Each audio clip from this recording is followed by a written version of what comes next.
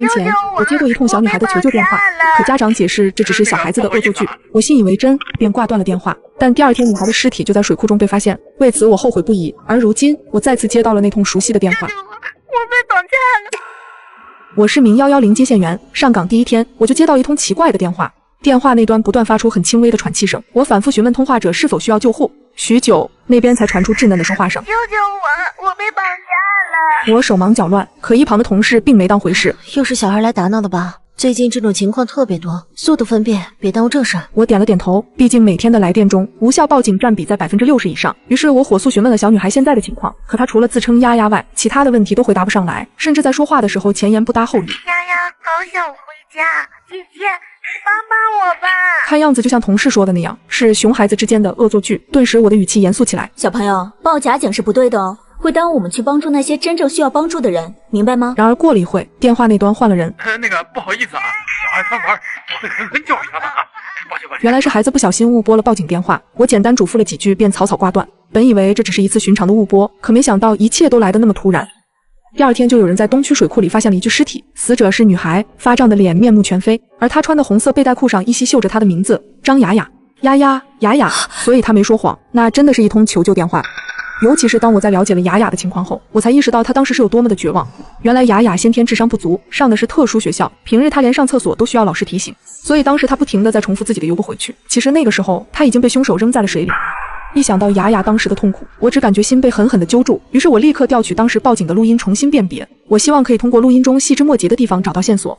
很快我就发现，除了我们通话的语音外，周围的环境中竟然还传来了一些金属碰撞的声音，那声音很清脆，一阵一阵的，并且能听出它距离当时雅雅的话筒很近。所有人也犯了难，明明水库附近没有任何金属物，那这些声音又是怎么回事？我顿时意识到这可能是一条重要的线索，于是将这个消息分享给了正在破案的同事。可当晚下着大雨，水库又十分的偏僻，再加上周围没有监控，最终案子还是成了悬案，而雅雅也彻底成了我的一块心病。可没想到8年后雅雅的忌日这晚，中心报警热线突然响起，救救我，我被绑架了。又一个女孩被绑架了，而我也再次听到了金属碰撞的声音。这次报警的女孩名叫佳佳，今年20岁，是在放晚自习后出的事。被袭击后，歹徒就将她扛上了车。醒来的时候，她就已经被绑在了一个陌生的房间，而不远的地上还放着一部满电的手机。一听到这里，我瞬间反应过来，这故意留下手机的行为似乎是凶手要让她打电话求救。这和8年前雅雅的案件如出一辙，难道是同一个凶手？你们什么时候到啊？我真的好怕，就不能通过手机直接定位我在哪儿吗？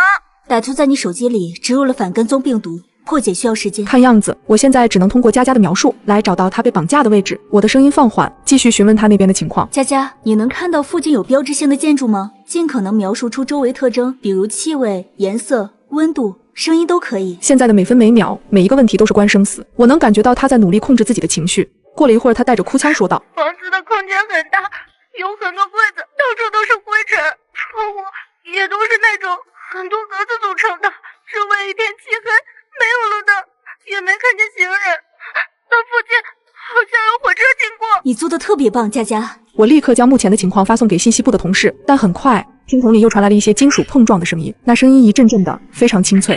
我立刻意识到，这起绑架案的犯人大概率就是雅雅案的真凶，而且这些年我一直在反复确认这些金属声音的来源，最终我发现能发出类似声音的只有钳子的装卸声。这就意味着，当时雅雅在报警时，凶手正在一旁装卸工具，而那就正是砸断雅雅手脚的凶器。一想到这，我赶忙跟佳佳确认房间里的情况。房间里没有其他人，你们什么时候来？我害怕。顿时我松了口气，至少现在来说她还是安全的。我极力让自己的声音显得温和一些，试图穿透电话安抚佳佳那极度恐惧的心。我现在已经确定了你的位置，最快出警抵达需要17分钟。佳佳，别怕，你先找个地方躲起来，尽量离门远一点。从环境音的回音上判断，他被关的房间是铁皮墙面，这种墙面多用于工厂或是仓库，加上列车轨道，我很快在地图上找到了符合以上条件的位置——麻吉货运仓库。于是我一边安慰着他，一边时刻确认着出警的进度。可女孩的情绪依旧紧张。歹徒去哪里了？既然他能植入病毒，为什么还要留下手机给我报警？接下来我的问题，你只需要回答是与否，不能对我说的话有激烈反应。你能做到吗？我一字一句地告诉他，凶手哪儿都没去，现在他就在这间房间里。你以后洗澡注意点，把门窗都关好。我刚从浴室出来，正用毛巾擦头发，就收到了同事发过来的消息，以及一张照片。什么玩意儿？没头没尾的，什么意思？对方很快就回复了，只有一句话：你们那层楼有变态。我更疑惑了，这才点开那张图片仔细看了一遍。放大了2倍之后，才分辨出图片里那是个人扒在我宿舍的浴室窗户上，果真有变态。这谁拍的？什么时候？2条消息发出去，石沉大海。我没了耐心，索性一个电话拨过去，同事很快接起来，但却压着嗓子说话：“喂，我宿舍有人，没看见你的消息。我开门见山，你那照片哪来的？那个呀，别人发给我的。就刚才，我认出是你那屋，想着提醒你一声，你没事吧？能有什么事？老子一个男的也是。”同事沉默了一会，才接着说：“不过我是真没想到，这年头连男的都不安全了，你要小心啊。”电话挂断，我又把那张照片看了好几遍，虽然画质渣，但依旧能看出是一个男人，就站在阳台边缘，探头往浴室窗户里看，可不就是在偷窥？南方到了晚上，天气依旧闷热，所以我洗完澡只穿了条短裤，但现在却觉得一阵恶寒，这都什么事？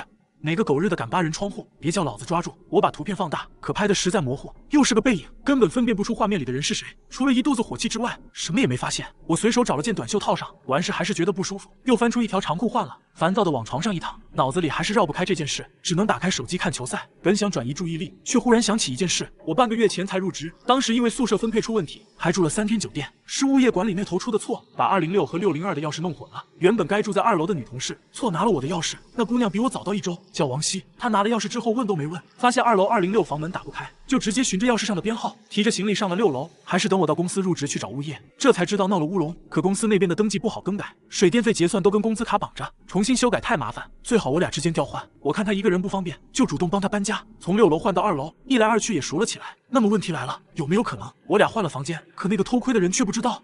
他跟往常一样听到水声过来扒浴室窗户，却没想到里面换了人。毕竟他那熟络的姿势，恐怕也不是第一次。我越想越觉得有可能，腾地一下从床上坐了起来，真是个人渣。没想到公司宿舍还住着这种人。我拿起手机，本打算把这件事告诉王希，可转念想想又怕吓到他，不知道该怎么说。正纠结着，电话响了，我看到来电提示，却是一愣，是王希打来的。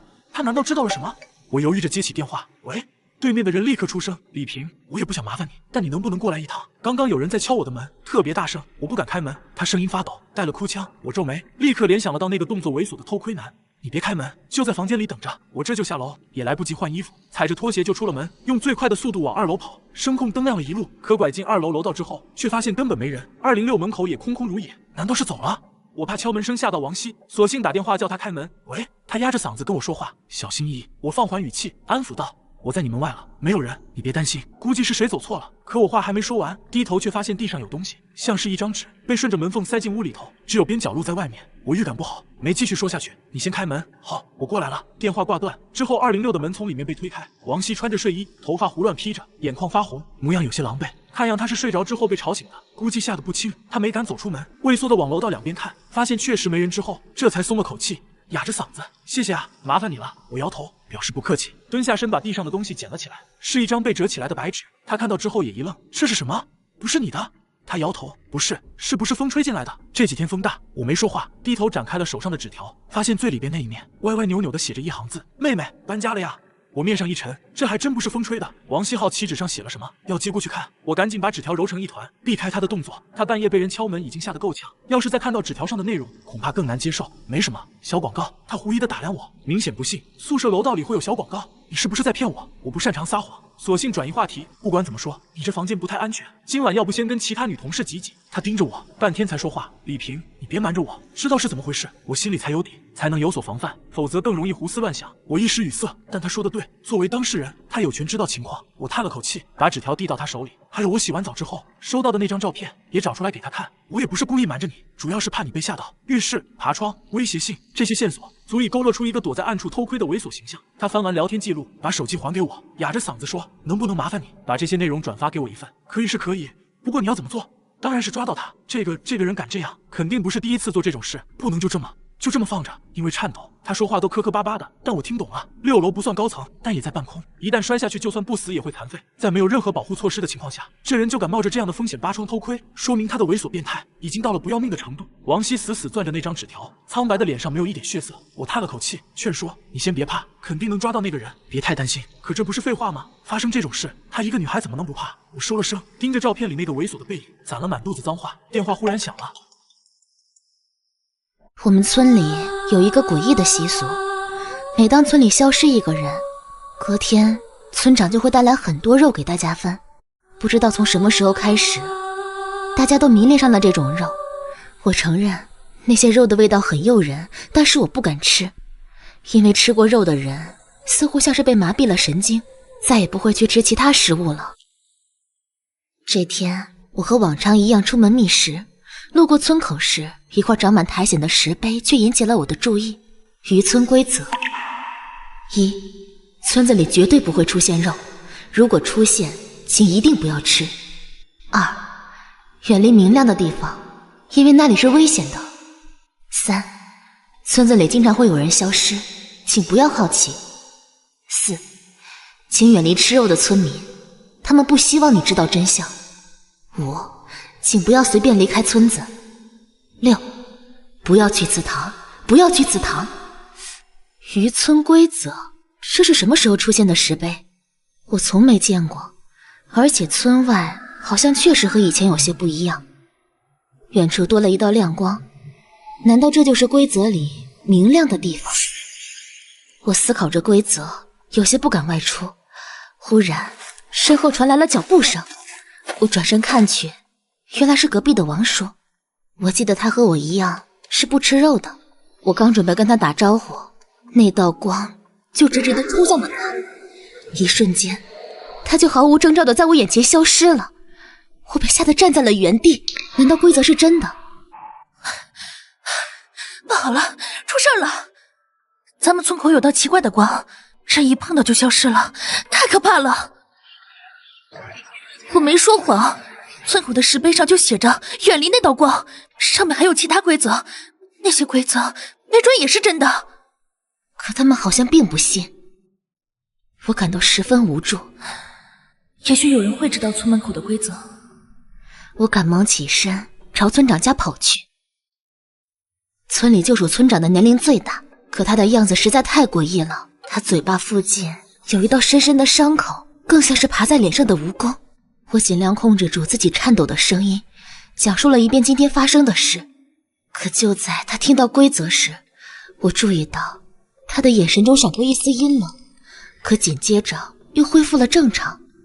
这件事儿有必要重视起来，我准备一下，晚点你来祠堂找我。看着村长的样子，我感到十分不安。村口的规则明明写着不要去祠堂，我到底要不要相信村长？正在我纠结的时候，我看到有好多面目狰狞的村民正躲在暗处观察着我，直到被我发现后才悻悻离去。这一切都太奇怪了，但为了真相，我还是怀着忐忑的心向着祠堂走去。路上的村民也越来越多，他们的眼神狂热，仿佛我是一顿美味佳肴一般。我颤抖地站在祠堂门前，突然回想起村里凭空出现的肉。我明白了，让我来这里只是村长的谎言。我不顾一切地转身就逃。忽然，我感觉脚下一空，被人绊倒在地。我吃痛地爬了起来，可没想到身后却响起了村长的声音：“去把他抓回来！”一瞬间，周围的村民像疯了似的扑向我，我急忙起身逃命。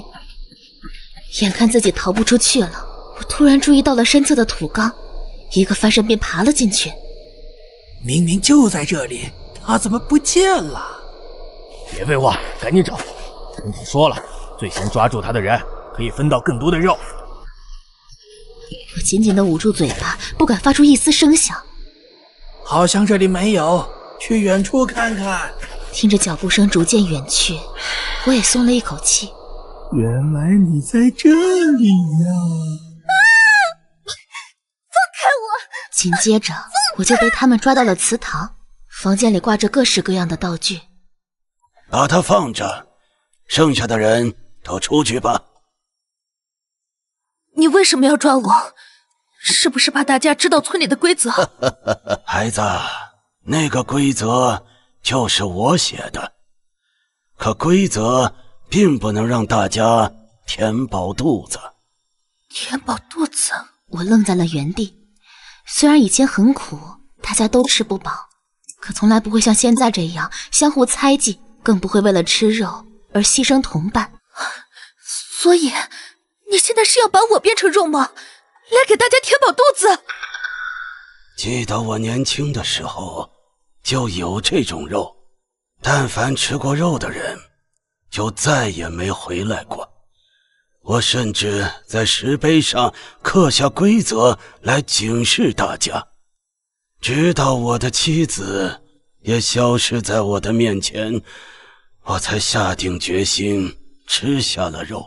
可我不仅没有找回我的妻子，甚至还留下了这道疤。但从那天起，我就知道定期献祭1-2个人，村子里就能有吃不完的肉。我只恨自己知道的晚，让那些村民白白消失了，却没给村子留下什么。所以你也尝尝吧。我不吃。哎呀，钓鱼果然要多撒点饵料。你撒了那么多，就钓了这么一条小鱼，不浪费吗？其实一点都不浪费。我已经很久没有看到对面楼层的女人了，难道她真的出事儿了？她窗户上的图案又代表什么呢？我是一个失败的小说作家，因为作品销量一直不佳，收入也得不到稳定的保障，被迫我只能搬进了这所廉价的公寓楼。也是偶然的契机，正当我在窗口思索剧情的时候，我看到了那个女人，她似乎没有拉窗帘的习惯，略显昏暗的灯光下闪过一个窈窕的身影，窗户里只看到她那修长的手臂将身上的衣服一件件扔在床上，很显然她是要去洗澡。于是我盯着对面无人的房间看了一阵子，那也是一间卧室，只是陈设十分简单，从这里看过去房间里的情况一览无余。一开始我感到有些不可思议，但时间一长，我也就自然接受了，毕竟我也是女人，就当作是同性之间的互相欣赏吧。某天，我再次坐在窗口苦思冥想的时候，熟悉的景象消失了。他今天居然破天荒地拉上窗帘。我原本以为他终于有了保护隐私的意识了，可1周过去了，我隐隐感觉到了异常，因为这段时间他的窗帘一直没有拉开过，甚至窗台上的衣服也很久没有收回去了。更不对劲的是，今晚我照例在窗口看着对面黑乎乎的楼层发呆，突然我注意到对面阳台的窗户上似乎多了一些图案，那是一个用深红色颜料涂抹上去的，乍一看甚至觉得像是人血，整个图案看上去歪歪扭扭的，毫无章法。这显然是慌乱之中画出的东西，但这到底是什么意思呢？情急之下，我甚至开窗探出头，换各种角度去看，这才终于有了眉目，一板一眼地念出了2个字幕 SO。 我被自己画吓了一跳，不由自主地打了一个冷战。他真的出事了吗？我紧张地想拿出手机报警，可转念一想，我又该怎么解释？我偷窥到对面窗户上有一个好像求救信号的图案吗？晚上我辗转反侧，这如果是真的，我怎么能见死不救？经过了一夜的思想斗争，我最终还是决定到他家去看一看。在去的路上，我一直祈祷着，希望这只是虚惊一场。跟随着楼上的邻居，我成功进入了他所在的大楼。我可以进来，那么其他人也可以。这么一想，便越发的相信自己的猜测了。我忐忑地站在房门前，轻轻地敲了几下门，下一秒，门居然被我缓慢地推开了一条细缝，门没锁。我推开了房门，有人吗？喊了几声，依旧没人回应。我缓缓地推开了门，似乎是因为窗帘被拉上的缘故，里面十分昏暗，什么东西都看不清。我咽了一口唾沫，回头看了一眼走廊，在确认无人之后走进了房间。屋里光线昏暗，我明明是来救人的，可却有一种做贼的感觉。我不敢开灯，只能用手机屏幕微弱的光照明。屋子里的地板上凌乱不堪，我一边回忆着通过窗户看到的情况，一边寻找着正确的方向，蹑手蹑脚地摸进了我记忆中的那间卧室。卧室里的情况令人触目惊心，原本整洁的床单变得又脏又皱，床单上还能隐约看到斑斑血迹。难道他真的出事儿了？半夜，一个男人站在家门口砸门，我刚想和他理论，却发现了他手里明晃晃带着血渍的刀。大学毕业后，我搬进了马几小区。这个小区的硬件不错，一个人住也很畅快。唯一让我头疼的是，楼上住着一个熊孩子和他不靠谱的爸妈。晚上，熊孩子总喜欢蹦蹦跳跳，砰砰的响动让我很是烦躁。周末在家时，楼上的响动更大，拍球声、跑步声让我连懒觉都睡不成。我上楼敲过好几次门，跟孩子父母理论，前几次都是他妈妈出现，一副和稀泥的状态。而这次我理论完后，刚想转身回家，却无意瞥到他家门后，一双眼睛死死地盯着我。我被盯得有些毛毛的，这个是那熊孩子的爸爸吧？不知为何，我心里有些打鼓。回家后，心里也总有些不平静。熊孩子还特别喜欢乱按电梯，群里的邻居抱怨过很多次，但是他的父母从未在群里道歉。当时我看着手机，暗暗叹了口气，想到那个爸爸的眼神，要不是他家太吵闹，我是真不想和他们有太多接触。直到前几天妈妈来我这边玩，原本我们在客厅里聊天看电视，好不惬意。突然间，楼上传来一声巨响，是重物落地的声音，紧接着一阵争吵声响起，一声比一声高，中间还夹杂着熊孩子的哭声。看着争吵的势头，一时半会儿不会停止，我的好心情一下子被破坏。可能是妈妈在这里，我开始向她吐槽楼上扰民的种种。楼上的动静越来越大，毫无停止的意思。今天我一定要和他们好好理论一番。我做出一个撸胳膊挽袖子的动作，都是邻居，低头不见抬头见的，闹得太僵不好。妈妈一下子拉住我，柔声劝说。我叹了口气，认命的戴上耳机刷视频。可没过多久，一声女人的惨叫和巨大的响动，吓得我赶紧摘掉耳机。妈妈脸色煞白，伸手指了指楼上。我刚想开口询问，她却伸手做了一个虚的手势，随后迅速起身将灯关了。房间瞬间陷入了黑暗。妈，你干什么？别出声！我妈拉住了我的胳膊，隐约间她的手心汗淋淋的。我们在黑暗中沉默着，我一脸茫然，不太清楚妈妈这样做的目的。几秒钟后，楼上传来开门声，接着一阵敲门声响起。我轻手轻脚地挪到了门边，在猫眼上观望着外面的动静。楼上始终没人开门，敲门声戛然而止，接着是脚步声由远及近。急促的敲门声让我的心像打鼓一般，我慌张地捂住胸口。敲门的正是楼上的男人，只见他一只手背在身后，另一只手用力地敲着门。他面无表情，不知道在想什么。下一刻，他猛地前倾，将眼睛凑到猫眼上，用力地往里瞧。他的动作把我吓得汗都冒了出来，我赶紧缩低身子，不清楚他到底看没看到我。妈妈也走了过来，紧紧搂住我的肩膀，看得出来她也很紧张。我俩对视一眼，都没有说话。不久，男人停止了敲门，脚步声再次响起，他走向了对面那户。此时我才看清他背在身后的手上竟然有一把带血的菜刀，嫣红的鲜血顺着刀刃淌下来落在地上，我的头皮一阵发麻，死死捂住自己的嘴巴。男人开始敲门，我在心里祈祷对面邻居千万别开门，不知道对面是真没人，还是也感觉到了不对。他敲了好一会儿也没动静，男人在原地愣了一会儿，转身看了看我家门口，然后从楼梯走了上去，直到听到楼上的关门声，我才松了一口气。他的刀上有血，我颤抖着和我妈说，赶紧报警。妈妈的提醒才让我意识到此时不是发呆的时候，我手忙脚乱地拿出手机，拨打了电话，带着哭腔告知警察我的位置以及现在的情况。挂了电话，我的心依旧不能平静，无措地看着妈妈。没过多久，楼上传来响动，似乎是警察来了。先是敲门询问的声音，几分钟后就是破门的声音，紧接着一阵嘈杂的脚步声在楼上响起，随后熊孩子绝望的哭声传进我的耳朵，把爸爸妈妈还给我。没过一会儿，警察敲响了我家的房门，来找我录口供。从警察的口中得知，楼上的女人和丈夫发生了口角，已经被丈夫残忍杀害。案发时，男人把熊孩子锁在了卧室。男人挨家挨户敲门的目的好像就是为了找个垫背的，他手上的菜刀就是佐证。得知这个情况后，我不禁有些后怕，如果当时我妈没在，我直接开门了，那后果真的难以想象。青春的叛逆让我失去了世界上最爱我的人。刚成年的我总觉得爸妈一点都不能理解我，不管我做什么事，在他们眼里都是错的。我们总是会有很多的争吵。这天本来和朋友刚约好晚上出去吃夜宵，可妈妈却怎么也不同意我出去。我都成年了，我做什么事我会自己负责的。我都和朋友说好了，你们能不能不要还管我这么严？我气冲冲地回到卧室，砰的一下关上了房门，看着和朋友约好的消息，心急如焚，索性便直接从2楼的阳台爬了出去。离开时还能清楚地听到妈妈敲房门的声音，但我还是叛逆地走了。吃夜宵的时候，我还跟小兰吐槽爸妈对我约束得太严格，羡慕起小兰爸妈对她的不闻不问。你别跟你爸妈闹脾气了，他们应该只是担心你的安全。她叹了口气，你不像我家里，他们一天到晚都在外面忙工作，我还想让他们陪都陪不了呢。小兰笑眯眯地拍了拍我，知足吧。和小兰吐槽完，其实我的心情已经好了许多，再加上她一通安抚，我最后还是回了家。到家楼下时已经凌晨2点了，我看着家里黑漆漆的，没有任何动静，有些奇怪，难道他们都没发现我不见了吗？委屈的眼泪溢出眼眶，咬了咬牙，还是开了家里的门。不知为何，原本熟悉的家里，此时让我觉得有些阴森森的。我摸了摸手臂，关上房门。正当我疑惑爸妈是不是已经睡着了的时候，我听到了妈妈的声音，她似乎有些紧张。叶子，快走！我看到妈妈躲在厨房里朝我招了招手，她的脸色特别苍白，像是在害怕着什么。她用眼神示意我赶快出去。我皱了皱眉，不明所以的我还是选择进了厨房。家里竟杀人犯了，你快点走！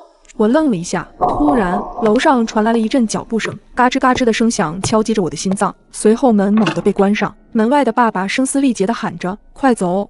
慌乱之下，我打开了窗户，迅速爬上了厨房的台子，翻了出去。就在我回头想拉妈妈的时候，却发现妈妈不见了。来不及多想，我赶紧来到了邻居家里找他们帮忙，随后打电话报警。很快警察就赶了过来。一阵破门声之后，我看见警察抓着一个男人出来，确定已经没有了危险。我兴奋地跑进了屋里，而屋里却没有爸妈的身影。客厅里躺着2具盖着白布的尸体，我的脑中一下子炸开了，泪水瞬间布满了我的眼眶。警察沉默地拍了拍我的肩膀。就在这时，我突然看到路边的灯光下站着2个熟悉的身影，只见他们浑身是血，不是别人，正是我的爸妈。见我朝他们看去，他们举起手臂朝我挥了挥手后，就慢慢地消失了。邻居阿姨站在我的身边，抹着眼泪：“这天杀的！最近咱们小区附近有在逃杀人犯的，不是说提醒关好门窗吗？你爸妈怎么这么大意？”我震惊地看向了邻居阿姨。后来通过警方，我才知道坏人是从我卧室的阳台上进来的。他刚进到我的房间，就撞见了正好开门的妈妈，妈妈就这样被他杀害了。当他准备离开的时候，他又看到了循声上楼的爸爸，趁他没反应过来，对他也下了手。我没有告诉过任何人，我当时是如何从厨房窗户逃离的。爸妈用行动诠释了他们对女儿的爱，现在我才真的明白他们的心意，可惜已经晚了。我想这辈子我都不会再原谅我自己。起初我总能听到隔壁传来断断续续的哭声，直到我透过墙上的小洞看去。刚毕业的我租了一间公寓，公寓的设施十分陈旧，用木板隔断的墙面隔音效果非常差，但好在价格便宜又离公司比较近，我咬咬牙便住了下来。由于大家上班的时间都差不多，邻居之间总是抬头不见低头见。可奇怪的是，我从没见过我左边的租户，但晚上我却总能听到隔壁传来断断续续的哭声，这哭声很瘆人，穿透墙面传入我的耳朵。好在我从小胆子就大，倒也没有害怕，只是有些无奈，毕竟总会吵得我休息不好。隔天一早，等电梯时刚好碰到右边的邻居，我便问起隔壁住的什么人。他突然神色慌张起来，眉头紧皱。你问这干嘛？随后我把昨晚发生的事情告诉了他。我也不清楚。说完，他便阴沉着脸走了。莫名其妙，这是怎么了？看到他的反应，我不免觉得疑惑，他好像知道什么。这种疑惑也一直持续到下班回家。就在我快要睡着的时候，又响起了那个断断续续的哭声。我几日的愤懑也终于爆发了，用手哐哐敲着隔壁的墙。喂，你安静点吧，你不睡觉，别人还要睡觉呢。但隔壁邻居似乎没有听到，仍然发出断断续续的哭声。发泄一通后，我也逐渐冷静了下来，分析着是不是隔壁住户遇到了什么难事，才会每晚哭个不停。突然，我发现墙壁上有个小洞，这个食指大小的小洞似乎是被白蚁啃出来的。一想到隔壁那个从没见过的神秘邻居，我就按耐不住好奇，于是我悄悄凑上这个小洞，往里看去，只见一个穿着白色裙子的女孩正背对着我轻轻啜泣着。我碎碎念道：哭得这么伤心，这是被情所伤了。不久，那哭声逐渐消失了。出于好奇，我再次把眼睛凑了过去，然而瞬间让我冷汗直冒。我惊恐地盯着眼前的景象，无法自已。一双脚赫然出现，轻微的晃动下还伴随着可怕的呜咽声。一个不可思议的念头冒了出来，我吓得立马后退了2步，浑身被汗浸湿。我赶忙拿起了手机报了警，又颤抖着给房东打去了电话。喂，房东，隔壁404好像有人自杀了。房东应该是被我电话吵醒的，但也被我的话吓得不轻，带着刚睡醒的腔调说道：你睡懵了吧？404早就没人住了。什么？听到这，我身体不自主地颤抖起来，贴紧墙壁，眼睛死死地盯着面前的小洞，生怕下一刻会有东西突然钻出来，一咬牙就夺门而逃。不久，警察和房东就赶了过来。当打开门的那一瞬间，我吓得尖叫一声，因为隔壁的房间确实没有人，厚厚的灰尘根本不像我刚刚看见的场景一样。房东再次强调，一定是我睡懵了，看错了。次日一早，我赶忙找了新房子搬了家，而之后我再也没听到过这种声音。事情慢慢淡了，直到有一天，一则微信消息再次勾起了我这段回忆，是当时住在我右边的邻居，他告诉我他也搬出来了。你那隔壁房间，我听说之前有个女孩子上吊自杀了，从那之后再也没人住过。我看着这条消息，久久回不过神。如果你收到闺蜜莫名其妙的电话，请千万不要挂断，也许她此刻正处在危险当中。那天我早早的下班回到家中，总感到有些心神不宁。手机铃声紧接着响起，我拿起电话才看到是闺蜜打来的，我抱着不安接了起来。小兰，你下没下电梯啊？我的充电宝好像落在你那里了，明天上班还要用，到了楼下你先别走，我马上下去拿。闺蜜的语气似乎有些着急，听上去好像是刚刚和我分开，有重要的东西落在了我这里。小丽，你在说什么啊？是不是打错电话了？还不待我继续询问，闺蜜莫名其妙的话接着传来。小兰，你到楼下了呀？等我一下，我马上下去。电话那边紧接着传来了一声关门声。这么晚了，闺蜜要去哪里？她说的这些话又是什么意思？突然，电话因为信号不稳定中断了，不知为何我的心情也有些紧张起来。听闺蜜的情况，好像是她遇到了什么危险。我连忙拨通了她的电话，可电话却显示对方不在服务区，一时之间我有些着急。闺蜜的家离我不远，大概就隔了一个街道。下楼后，我朝着他们的小区方向跑去。还没到达她的小区，我的电话铃再次响起。小兰，我跟你说，刚才真的要吓死我了。闺蜜一边大口喘着粗气，一边跟我说道。听着闺蜜快要哭出来的声音，我连声安抚她，慢慢说。刚刚我刚到家，我发现家里的鞋底有着一个大大的鞋印，一看就是男人穿的那种。而且我今天在进门的时候，手里的钥匙总是不停的滑落，不知道什么情况，就是对不准锁眼。当时我心里就觉得奇怪，结果一回家就看到了鞋印。幸好你跑出来了，如果那个人还没走，可就危险了。听着闺蜜叙述她的经历，我不由得感觉后背一阵发凉。对啊，我今天下班的时候心里就觉得怪怪的。闺蜜表示，在下班前就有种预感，不论是在公司等车，还是下车后回家的路上，总是感觉心悸，并且离家越近，这种感觉越强烈。我们一直通着电话找到了对方，我建议闺蜜直接报了警。在帽子叔叔的帮助下，我们确定有人进入过房间。后来在闺蜜与房东沟通的时候才知道，房东今日带着装煤气表的工人来到了家里。当时他敲门没人开门，他就自己带人进入了房间，想着很快安装好，这才没有通知闺蜜。幸好这件事情只是一个乌龙事件，但闺蜜的直觉一直在提醒着她，也许有些我们的感受会比我们更早的预知危险。